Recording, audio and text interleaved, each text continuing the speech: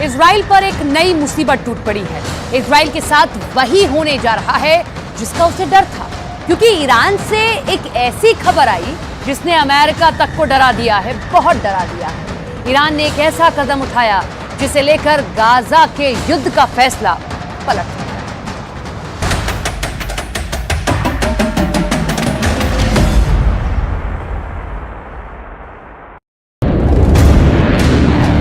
Iran का बम फटेगा तो Israel ऐसे काउंटर करेगा।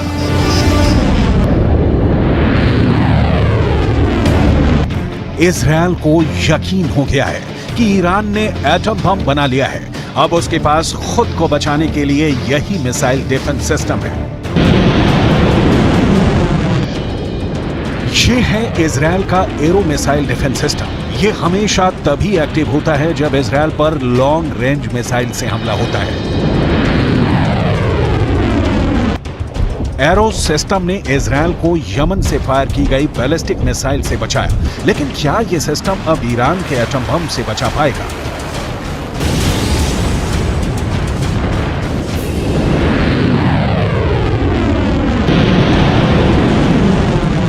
क्योंकि ईरान को लेकर खबर बहुत खतरनाक है और इसका सबसे बड़ा खतरा इजराइल को सता रहा है। पूरे इजराइल में परमाणु बम का सायरन बजने लगा है, चाहे वो राजधानी तेल अवीव हो या फिर हाइफा या फिर कोई और इजरायली शहर। इस वक्त हमास के रॉकेट से ज्यादा खौफ ईरान की मिसाइल का है।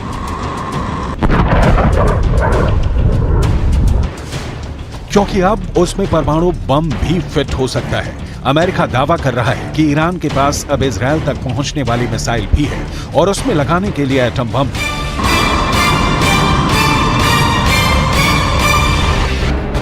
ईरान के परमाणु ठिकानों को लेकर IAEA यानी अंतर्राष्ट्रीय परमाणु ऊर्जा एजेंसी की एक बहुत ही सीक्रेट रिपोर्ट ने इजराइल और अमेरिका को बहुत ज्यादा डरा दिया है। IAEA की सीक्रेट रिपोर्ट में दावा किया गया है कि ईरान ने 60% तक संवर्धित यूरेनियम इकट्ठा कर लिया है। अब कहा जा रहा है कि बहुत जल्दी ईरान इससे 3 एटम बम बना सकता है। ईरान का यूरेनियम का स्टॉक 6 किलो 700 ग्राम से बढ़कर 128 किलो तक पहुंच गया है। एक परमाणु बम बनाने के लिए यूरेनियम का 90% तक संवर्धन करना जरूरी है और दावा किया जा रहा है कि ईरान ने 60% तक संवर्धन कर लिया है। हालांकि 90% तक संवर्धन करने और बम बनाने में उसे कई महीने लग सकते हैं, यानी ईरान अब परमाणु बम बनाने के बहुत करीब है। ऐसे दावे इजराइल और अमेरिका लगातार करते रहे हैं। इजराइल ने हमेशा कहा है कि वो ईरान को परमाणु बम नहीं बनाने देगा। अमेरिका भी ईरान के परमाणु कार्यक्रम को लेकर इजराइल की हां में हां मिलाता आया है। इस वक्त पूरा पश्चिम एशिया बहुत बड़े युद्ध के बीच सुलग रहा है। ईरान से लेकर इजराइल और तुर्की से लेकर सऊदी अरब, गाजा पट्टी में हो रही बमबारी ने पूरे अरब वर्ल्ड को बारूद के ढेर पर बैठा दिया है।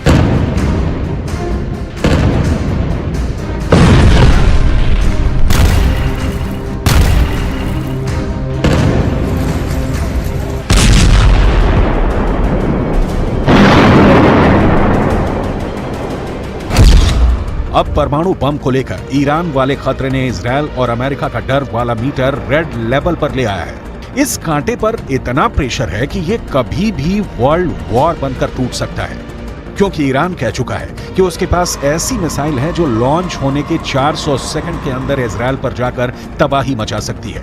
ईरान अब हाइपरसोनिक मिसाइल तैयार कर चुका है। उसकी बैलिस्टिक मिसाइल को इजराइल आयरन डोम से नहीं गिरा सकता और ईरान का दावा है कि इजराइल हो या फिर अमेरिका का मिसाइल डिफेंस सिस्टम, उसकी मिसाइल के खिलाफ कोई दीवार काम नहीं करेगी। इस वक्त ईरान के परमाणु कार्यक्रम को लेकर जो खबरें हैं, उसे लेकर सबसे सीक्रेट परमाणु अड्डे पर सबकी नजरें हैं।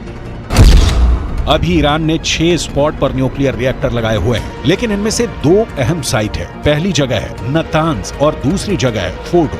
यहाँ है अंडरग्राउंड न्यूक्लियर साइट, जहाँ ईरान सबसे ज्यादा गुणवत्ता के यूरेनियम संवर्धन करता है। ज्यादा बेहतर क्वालिटी यानी बम बनाने के लिए बेहतर यूरेनियम। ईरान के परमाणु प्रोजेक्ट की प्रोग्रेस रिपोर्ट के तौर पर सैटेलाइट तस्वीरें भी जारी हो चुकी हैं। ये नातान्ज न्यूक्लियर साइट की 2002 की तस्वीर है। 2002 से 2020 तक इस साइट का ईरान ने बहुत विस्तार किया है। वहीं फोर्डो वाले न्यूक्लियर साइट की पहली सैटेलाइट तस्वीर 2009 में सामने आई थी। यहाँ भी 2002 से 2020 तक ईरान ने काफी काम आगे बढ़ाया है। दावा किया जाता है कि ईरान सबसे अधिक यहीं यूरेनियम संवर्धित कर रहा है। ईरान के पास अभी एटम बम नहीं है, ये बात तो पुख्ता तौर पर अमेरिका भी मानता है, लेकिन इजराइल के पास एटम बम है, इससे कोई इनकार नहीं करता। दावे के मुताबिक आज की तारीख में इजराइल के शांत रेगिस्तान में नेगेव परमाणु रिसर्च सेंटर है, जहां ताकतवर हथियार बनाने का काम किया जाता है। Stockholm International Peace Research Institute के मुताबिक इजराइल के पास करीब 90 परमाणु बम हैं, जो पूरे पश्चिम एशिया को पिघली हुई रेत में तब्दील कर सकते हैं।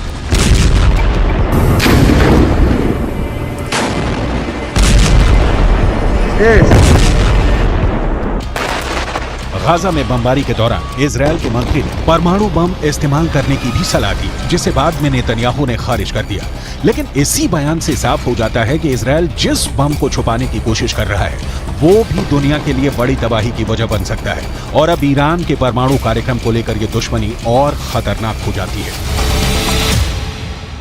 İsrail, sende atom bombası, nükleer bomba var ve bununla tehdit ediyorsun. Bunları biz biliyoruz. Ve artık ecelin geliyor. İstediğin kadar nükleer bombaya sahip ol. Israel और ईरान एक दूसरे के सबसे बड़े दुश्मन हैं। दोनों ही एक दूसरे को मिटाने की धमकियां देते हैं। Any threat to use nuclear weapons is inadmissible. This further illustrates the urgency and imperative to achieve the objective of a Middle East zone free of nuclear weapons and other weapons of mass destruction.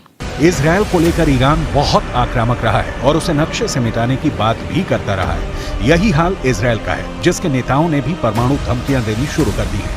Gaza में युद्ध के बीच अब world war का खतरा लगातार बना हुआ है, जिसमें इजराइल और ईरान दो बड़े कैंप बनकर उभर सकते हैं। वैसे रूस और यूक्रेन के युद्ध की वजह से ईरान की ताकत का डंका पूरी दुनिया में पहले ही बज चुका है। ईरान के ड्रोन पूरी दुनिया में मशहूर हो चुके हैं और अब उसकी मिसाइल टेक्नोलॉजी को भी ईरान और इजराइल अपने लिए बहुत बड़ा खतरा मानते हैं।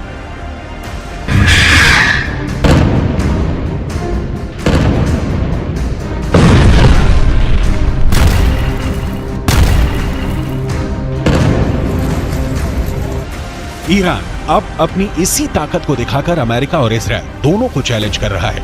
हालांकि इजराइल से पहले उसने अमेरिका की फौजी अड्डों को अपने टारगेट पर ले लिया है। ईरान के आसपास अमेरिकी सेना के कई मिलिट्री बेस हैं और इनमें कुल 40,000 से ज्यादा अमेरिकी सैनिक तैनात हैं। इसमें कुवैत में 10 सैन्य अड्डे हैं और यहाँ अमेरिका के 13,000 से ज्यादा सैनिक हैं। बहरीन में अमेरिका ने 12 अड्डे बनाए हैं और यहाँ उसके 3,700 से ज्यादा फौजी तैनात हैं। सऊदी अरब में अमेरिका के 10 मिलिट्री बेस हैं, यहाँ 3,000 अमेरिकी सैनिक तैनात हैं। ओमान में अमेरिका के 6 अड्डे हैं, यहाँ उसके 600 सैनिक तैनात हैं। संयुक्त अरब अमीरात में अमेरिका के 3 अड्डे हैं और यहाँ उसके 5,000 सैनिक तैनात हैं।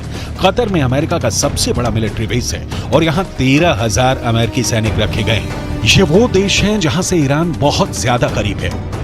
यही वजह है कि ईरान अब अमेरिका को इस इलाके में बर्दाश्त नहीं करना चाहता, क्योंकि उसे लगता है कि अमेरिका इन्हीं अड्डों से उस पर नजर रखता है और यहीं से वो कभी भी ईरान के न्यूक्लियर अड्डों पर हमला कर सकता है। ऐसा इसलिए क्योंकि खाड़ी देशों में अमेरिका के जितने भी अड्डे हैं, वहां उसके बहुत ही खतरनाक हथियार तैनात रहते हैं।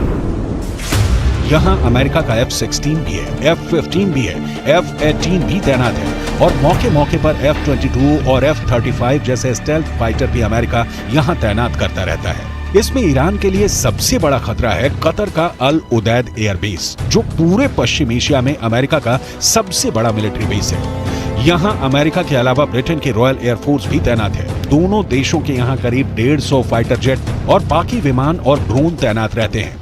यहीं से अमेरिका पूरे पश्चिम एशिया पर नजर रखता है।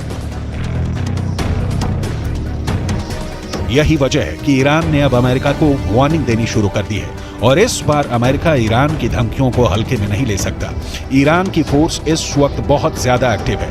फारस की खाड़ी से लेकर अरब सागर तक जितना भी इलाका है, यहाँ ईरान का खास दबदबा रहता है। अमेरिका की नौसेना यहाँ तैनात रहती है, लेकिन ईरान पर नजरें रखना और किसी भी वक्त युद्ध के लिए तैयार रहना उसके लिए जरूरी हो गया है।